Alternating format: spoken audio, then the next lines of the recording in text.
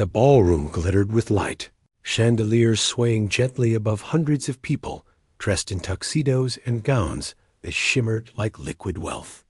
I wasn't meant to stand where I did, pressed against the marble pillar at the edge of the gala, mop bucket at my side. I had been called at the last minute to clean up a spill before the guests arrived, but the night took another turn when the host raised his glass, and with a smile sharper than glass, spoke a name that shouldn't have been spoken. "Let us remember the great legacy of Donato Valverde," he declared, "the man whose empire of construction and energy built not just the city, but our very lives." The name hit me like bleach on raw skin. Donato Valverde. The forbidden name that my mother whispered only once, in her dying breath, before she closed her eyes forever. I froze, my hand tightening around the mop handle, the smell of disinfectant rising between me and the polished crowd.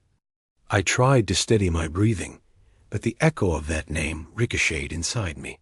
For years, it had been locked away in silence, covered like dust under waxed floors. And now, here it was, raised in a toast of crystal glasses, celebrated in a ballroom of mirrors. I was Rosa Alvarez, 29, a house cleaner who drifted between office towers and penthouses, polishing what others stepped on. But tonight, I was more than that. That name tied me to something I had never dared to claim. I bent down to adjust my bucket, my eyes catching on the reflection of the mirrored wall. My own face stared back at me, pale and rigid under fluorescent light that spilled from the staff corridor. Behind me, their faces sparkled. Sons and daughters of finance, of real estate, of logistics, and ports, the Valverde clan, dressed in arrogance. I knew one thing with certainty. They did not know me, or rather they pretended not to. My shift wasn't supposed to cross paths with theirs. I was meant to mop quietly, vanish quietly. But the moment my gaze crossed with Rafael Valverde's grandson of Donato, heir apparent of the construction empire, the line I had walked all my life cracked. His eyes lingered too long. Something unsettled in his stare, like recognition trying to claw its way out of denial. I turned quickly, rolling the mop across the already spotless tile. My gloves squeaked against the handle. I wished I could scrub away that name, bleach the sound from my ears. But beneath the clamor of violins and the clinking of glasses, I heard another memory, my mother's voice. "Never forget, Rosa, your blood is not dirt. Your name was stolen." That night, when the gala ended and the echoes of laughter faded, I stayed behind to clean. The ballroom smelled of perfume mixed with spilled champagne. I was alone except for the mirrors. In one of them, tucked behind a gilded frame, I noticed something strange. A folded piece of paper pressed between the glass and wood. My heart knocked against my ribs as I pried it out with trembling fingers. It was a letter, old and brittle, written in a hand I had never seen before, but signed with a name I knew too well, Donato Valverde. The words blurred as I read. He spoke of a child born in secret, hidden from the public eye, placed in another's arms to protect the family's reputation. He spoke of guilt, of regret, of an inheritance left unspoken. The date matched the year of my birth. My knees weakened, the mop slipping from my hand. I sank onto the freshly polished floor, the letter trembling in my gloves. The smell of disinfectant wrapped around me. The letter was not enough, could be dismissed, called forgery, discarded like trash, but it was a beginning. I carried it in my pocket for weeks, continuing my shifts across the city. Every floor I scrubbed, every mirror I polished, I thought of it. And then came the night I found the second piece. A hospital record, half buried in a forgotten cabinet of a clinic where I sometimes cleaned after hours. A record of my birth, signed with the Valverde name, but crossed out, replaced with Alvarez. My surname had been wiped like a stain. The third proof came unexpectedly. I was cleaning an office tower downtown, an annex owned by Valverde Holdings. In the shredder bin, I found fragments of an old notarial record, the ink still intact on one piece. A sealed acknowledgment of a child, notarized, but never filed publicly. The puzzle began to take shape. 3 pieces: letter, hospital record, notarized statement, were forming a mirror of truth. And every time I held them, I smelled the faint tang of bleach, as if fate itself insisted on reminding me of what I was, a cleaner, forced to strip away lies until the original surface gleamed beneath. I told myself I could leave it alone. I could stay Rosa Alvarez, invisible. But the memory of that toast, the way their voices had lifted Donato Valverde's name into eternal glory, gnawed at me. My mother's whisper grew louder. It came to a head on a gray morning in Barcelona. Rain blurred the streets outside as I scrubbed the marble lobby of Valverde headquarters, the mirrored Seguo where executives and investors marched daily. The floor gleamed beneath my mop. That was when I saw Raphael again. He passed through the lobby, trailed by assistants. His eyes brushed over me, and paused. He frowned. "You," he said softly, almost to himself. "Why do you look?" He stopped. His assistant tugged at his sleeve, urging him toward the elevators. But it was too late. A crack had opened. The confrontation came weeks later, unplanned yet inevitable. The Valverdes had called a press conference in that same mirrored lobby to announce a massive merger between their construction empire and an international energy firm. Cameras flooded the room. The air smelled of polish and ambition. I was assigned to clean just before the event, but I lingered. My gloves clutched the folder pressed against my chest. Inside were the letter, the hospital record, the notarized paper 3 proofs I could no longer keep hidden. When the speeches began, my chest ached with the pounding of my heart. Raphael stood behind the podium, speaking of legacy, of honor. The arrogance in his tone mirrored his grandfather's ghost, and in that moment I stepped forward. The microphones caught my voice, trembling but clear. "My name is Rosa Alvarez, and I carry the blood of Donato Valverde." The room froze. Cameras turned. Murmurs rippled like cracks in glass. Raphael blinked, his hand tightening on the podium. "This is absurd," he said quickly. "Security." But I raised the folder, my gloves smudged with polish and ink. "I have proof." Gasps rose. A journalist surged forward, camera flashing. "Let her speak," someone called. The security guards hesitated, uncertain under the eyes of dozens of witnesses. The weight of mirrors pressed down on everyone, reflecting every angle, every lie. I unfolded the letter, reading Donato's words aloud. My voice shook, but the ink spoke for itself. I held up the hospital record, the notary page. The documents glowed under the harsh lights, undeniable. The silence stretched. Then the journalists erupted, questions flying. The Valverde's polished facade fractured before the cameras. Raphael's mother, elegant in pearls, stepped forward, her face pale. This is nonsense. Forged trash. You're nothing but—" She stopped herself, but the contempt in her eyes was clear. I met her gaze steadily. "Nothing but a cleaner, yes. But even floors remember what has been spilled on them. And mirrors never lie." The crowd stirred. Some clapped, some gasped. The journalists demanded an explanation. An official from the notary's office, summoned by chance to witness the merger contract, examined my documents with trembling hands. His verdict cut through the chaos. These appear legitimate. They must be reviewed formally. And in that instant, something irreversible happened. The Valverdes could no longer silence me in private. The truth had been dragged into the light, into the mirrored lobby, where everyone could see themselves reflected alongside it. The smell of disinfectant clung to me, sharp and clean.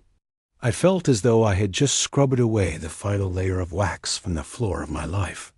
Beneath it, something raw and real gleamed.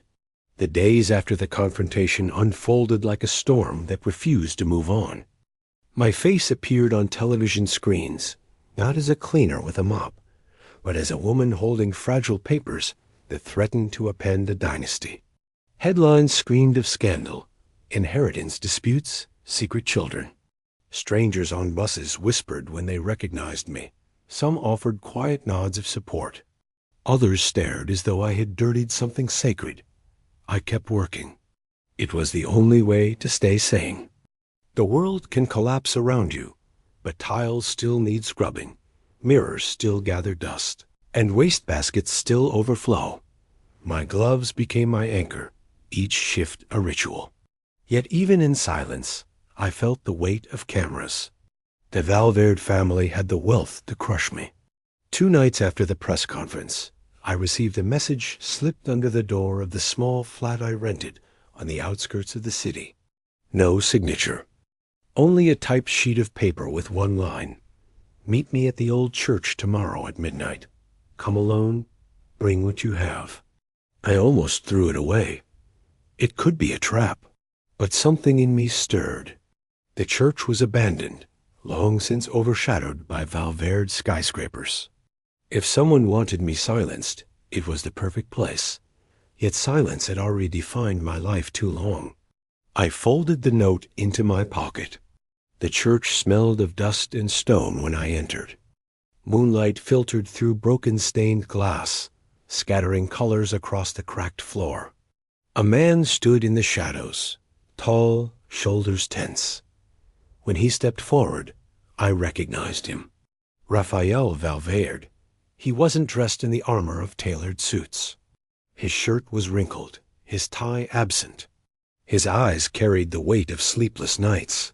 You shouldn't be here, I said. Neither should you, he replied. His voice was quiet, but beneath it ran a current of desperation. Why did you do it? I stared at him. Because lies corrode everything they touch. You know that better than anyone. He looked away, hands tightening into fists. If it's true. If what you said is true, then my entire life. It doesn't erase you, I interrupted. It doesn't erase your name, your work. But it erases the lie that I do not exist. His silence stretched. Then he said something unexpected. I believe you. I've seen the way my grandmother flinches when your name is mentioned. I've heard whispers since I was a boy. But they'll never let you win. They already lost, I said. The proof is out. It will be reviewed formally. He shook his head. You don't understand. They'll smear you, call you a fraud. They'll bury you in lawsuits. They'll make you vanish. I stood straighter. I've spent my life scrubbing other people's floors. Do you think I fear vanishing? I was invisible already. His gaze met mine. Something softened there. Then let me help you. The words startled me more than the letter, more than the hospital record. Help from the man who should be my enemy. I didn't answer. I turned and walked out, leaving him in the broken light of stained glass. The following weeks were a blur of hearings, notarized verifications, endless interviews. Each time I sat before officials, my documents spread out on polished tables, I smelled the faint tang of bleach from my gloves. My voice was steady, for I had polished my story until no smudge remained. The Valverdes fought fiercely. They hired experts to claim forgery, lawyers to twist language. But truth has a way of seeping through, like water under doors. The notary's seal matched records. The hospital register carried ink that no hand could fake. And the letter its age confirmed by analysis spoke louder than any polished denial. Still, the public confrontation was yet to come. A hearing in front of the estate tribunal, open to journalists, investors, and the city itself. A place where whispers would become judgment. The day arrived on a sharp morning. The tribunal chamber was lined with glass, high ceilings reflecting sunlight onto marble floors. Every surface gleamed as though scrubbed for this moment. Rows of chairs filled with reporters, lawyers, and curious citizens. Cameras flashed, the hum of anticipation thick. I wore the plainest clothes I owned. I did not need glamour. My truth was not sequined. My hands wore gloves, white cotton that smelled faintly of detergent. I carried my folder, edges worn from use. When my name was called, I stepped forward. My voice was calm, for once. I presented the letter, the record, the notarial page. Each was passed to the judges, examined under lights, compared with official archives. The air crackled with tension. Then came the turning point. One of the judges, an older man with stern eyes, looked up after examining the documents. His words carried the force of a gavel. These appear authentic. Unless further evidence contradicts, they stand as valid. The chamber erupted. Reporters shouted. Cameras flared. The Valverdes shifted uneasily in their seats, their empire suddenly on trial. Raphael's grandmother, the matriarch, rose in fury. Her voice shook the chamber. She is nothing. A maid, a mistake, an inconvenience. The judge's gavel struck wood. Enough. The documents speak for themselves. My heart pounded. But I knew it was not yet over. The family's lawyers called me a liar. They presented photographs of my mother working as a cleaner, tried to twist it into shame. But when they spoke of dirt, I smiled faintly. Yes, I said calmly. She scrubbed floors. She scrubbed until her hands bled. But tell me, who knows the truth of a house better than the one who cleans it? Who sees what others throw away? Who remembers the stains that wealth cannot hide? Gasps fluttered through the crowd. The words had landed. At that moment, I felt my mother's spirit close, her whisper rising through me like the scent of fresh soap after a storm. The tribunal recessed, the judges retiring to deliberate. Outside, in the corridor of glass, journalists swarmed me. "Are you prepared for what comes next?" one asked. "I was prepared my whole life," I said. You learn patience when you polish mirrors. Eventually, everything is revealed. When the judges returned, the chamber hushed. The presiding judge read aloud. The tribunal recognizes the presented documents as authentic. We hereby acknowledge Rosa Alvarez as a rightful descendant of Donato Valverde. Further inheritance claims will proceed accordingly under law. The words thundered through me. My knees almost gave, but I stood firm. Cameras flashed, questions erupted. But all I heard was silence. The silence of a floor finally clean, of a stain erased. The Valverdes' faces hardened. Some glared, others looked away. Raphael's expression was unreadable. The judgment did not crown me in gold. It did not grant me palaces, but it gave me something greater, acknowledgement. My existence could no longer be swept aside like dust beneath their shoes. Yet I knew battles remained. Their empire would resist change. The wealth would be locked in endless legal knots. But the symbolic crack had spread, and nothing could mend it. That night, I returned to my flat. The air smelled of rain through open windows. I set aside my gloves, folded neatly on the table. I stared at them for a long time. They had carried me here, proof that dignity grows even in silence. My phone buzzed. A message. Raphael again. Meet me. One last time. I hesitated, then agreed. We met in a small cafe at dawn, empty except for the hiss of the espresso machine. He looked worn, shadows under his eyes. "You've won," he said softly. "No," I replied. "I only revealed the truth." He studied me. "Do you know what this means?" "For me, for the company, for the family, it means you must choose whether to live in a house of lies or in one where every mirror reflects the truth." His gaze dropped.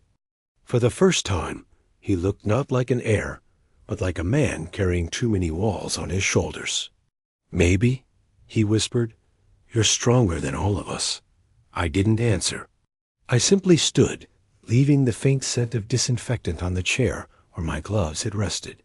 The world outside was waking. Streets gleamed with the first light, washed clean by last night's rain. And for the first time, I felt I was not walking out of someone else's house. I was stepping into my own. The weeks that followed were not triumphant. They were heavy. Courtrooms, signatures, and endless arguments about percentages of inheritance spun around me like dust I could never quite sweep away. The Valverdes wielded lawyers like weapons. They tried to delay every proceeding, to strangle me with paperwork, to twist words until nothing seemed solid. But the ruling of the tribunal hung over them like the reflection of a spotless mirror, undeniable, no matter how hard they tried to smudge it. I kept working, still taking shifts cleaning offices and apartments. Some clients stared at me with a mixture of awe and discomfort, whispering my name as though I carried contagion. Others asked boldly why I didn't stop working. Because the floor still gathers dirt, I answered simply, and I still need to live. Work kept me tethered. Without it, I feared I would be lost in the storm of media and family wars. But slowly, something shifted. Strangers left envelopes of support at my door. Letters from cleaners in other cities, from women who worked invisible jobs. You spoke for us, one note said. You reminded them we exist. Their words carried me more than any tribunal. The final confrontation came 3 months later, in the heart of the Valverde Empire, the annual board meeting. It was not just family, it was investors, partners, executives. A ballroom transformed into a boardroom, chandeliers hanging over rows of suits and papers. I had been summoned officially, no longer as cleaner, but as heir acknowledged by law. My seat waited, polished and gleaming, beside those who wished me gone. The air was suffocating with perfume and power. The table stretched long, its surface reflecting the faces of the empire like a still pool. At the head sat the matriarch, her pearls glinting. Raphael sat opposite me, his jaw tight, eyes avoiding mine. The meeting began with numbers, with profits, with the language of glass towers. Then came the subject they could not polish away, me.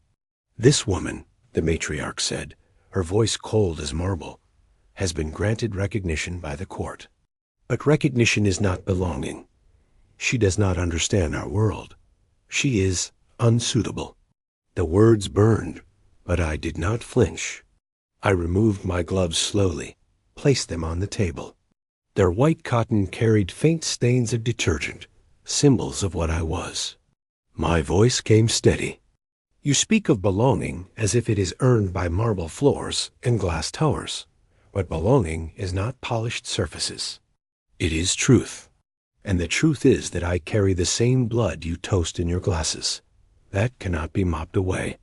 Murmurs rose. Investors leaned forward. Cameras recorded. I reached into my folder, though I knew the proofs had already been verified. This time, I placed them gently on the table, not as weapons, but as reminders. The letter, Donato's handwriting trembling with regret. The hospital record, my surname erased and replaced. The notarial acknowledgement, sealed and stamped. Here, I said, is not just evidence of who I am. It is evidence of who you are. People who built empires while hiding stains under rugs, but stains remain. They resurface, and now the floor is clean. The silence that followed was deep, as if the chandeliers themselves held their breath. One of the investors, an older woman with sharp eyes, cleared her throat. She speaks the truth. What kind of empire denies its own reflection? If you hide one child, how many truths have you hidden your accounts? The words cut sharper than bleach. The matriarch's face stiffened. Raphael's eyes lifted to meet mine at last. In them I saw not hatred, but something fractured recognition, perhaps, or surrender. The vote that followed was not about inheritance, not about wealth. It was about acknowledgement. The board formally entered my name into the records of the company. Rosa Alvarez Valverde, Not as an executive, not yet, but as shareholder and rightful heir. The matriarch left the room before the vote concluded. Her heels clicked against the polished floor, sharp and futile. When it was over, I remained seated, staring at the gloves on the table. My hands trembled. I picked them up, folded them, and slipped them back into my pocket. I would always be the woman who cleaned floors. But now, those gloves were no longer symbols of invisibility. They were symbols of survival, of patience, of truth scrubbed raw. The weeks after were quieter. The media storm subsided into background noise. The courts handled the dry details of percentages and trusts. I stayed in my small flat, choosing silence over spectacle. One morning, as I polished the mirror above my sink, I saw myself differently. Not as a ghost of someone else's shame, not as a stain to be removed, but as a reflection whole, unbroken. I thought of my mother. Her voice, her hands, her whisper, "Your name was stolen." I placed my hand against the mirror, palm to glass. "It's mine again," I whispered back. Months later, I returned to the ballroom where it had all begun. This time, not as staff. I stood in the corner, not with a mop, but with my head high. The chandeliers glittered above me. The marble floor shone. Guests glanced at me with curiosity, some with respect. Raphael approached. He carried no arrogance now, only fatigue and something softer. "You changed everything," he said quietly. "No," I replied. "The truth changed everything. I only stopped hiding it." He nodded. For a moment, silence stretched between us, filled with memories of stained glass and mirrored lobbies. Then he extended his hand, not in rivalry, not in pity, but in recognition. I shook it, the smell of disinfectant still faint on my skin. The music swelled, the crowd moved, but I felt none of it. What I felt was simple, dignity, and that was the true inheritance. Not marble, not chandeliers, not the empire of construction and energy. My inheritance was the right to stand in any room without being swept aside, the right to speak my name without shame, the right to exist in the light instead of the shadows. The gloves remained folded in my pocket, a reminder that no matter how polished the world pretends to be, someone must still clean the stains. And sometimes that someone carries the truth that changes everything. That night, I left the ballroom before the last song ended. The streets outside were wet with recent rain, glistening under streetlights. The city smelled faintly of detergent after a storm. I walked slowly, each step steady, each breath calm. I was Rosa Alvarez Valverde, cleaner, daughter, heir. The world had tried to scrub me away, but in the end, I was the one who made it shine.